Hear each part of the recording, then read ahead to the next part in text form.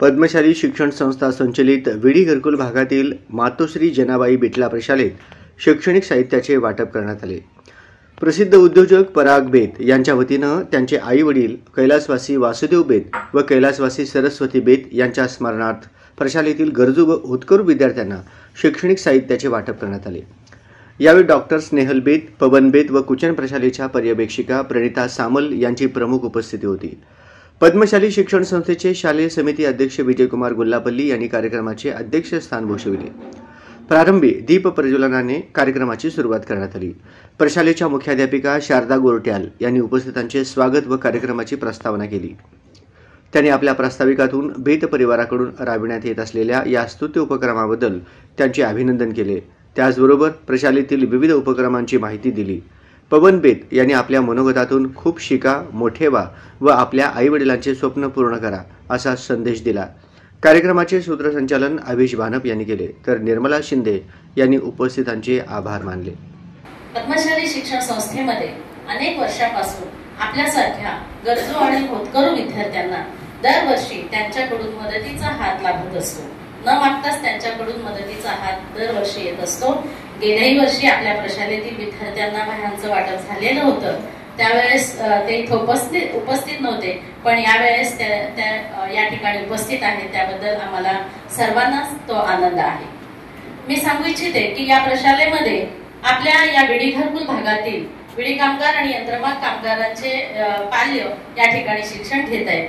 हे शिक्षण घेत असताना त्यांना समाजातील आपल्यासारख्या अनेक दातृत्ववान लोकांचं सहकार्य मिळत असतो आणि ज्या सहकार्यामुळेच आम्ही आमच्या या विद्यार्थ्यांना शैक्षणिक प्रवाहात पुढे नेण्यासाठी धडपड करीत असतो।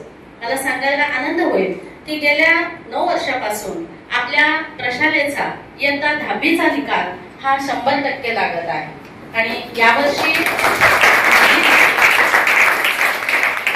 10वीमध्ये जी विद्यार्थिनी उत्तीर्ण झालेली होती ती 90.20% गुण मिळवून ती उत्तीर्ण झालेली होती आणि कुठल्याही प्रकारचं ट्युशन न लावता या प्रशालेतील विद्यार्थी अभ्यास करत असतात।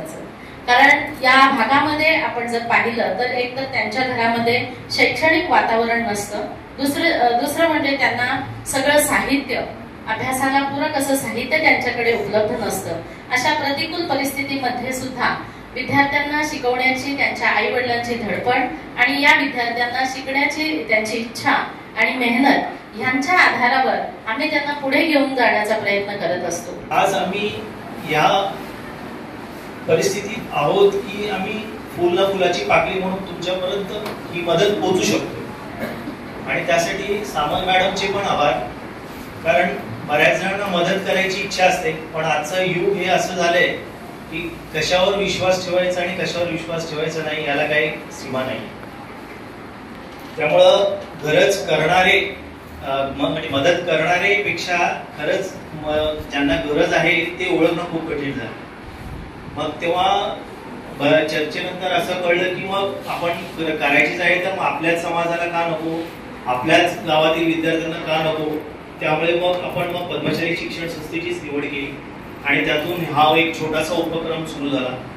सरांनी ओळख करून देताना काही शब्द वापरले, मान्यवर, मला वाटत नाही आम्ही एवढे मोठे झालो की मान्यवर वगैरे, आणि तसंच विद्यार्थ्यांबाबतीत ते गरीब व होतकरू म्हणाले।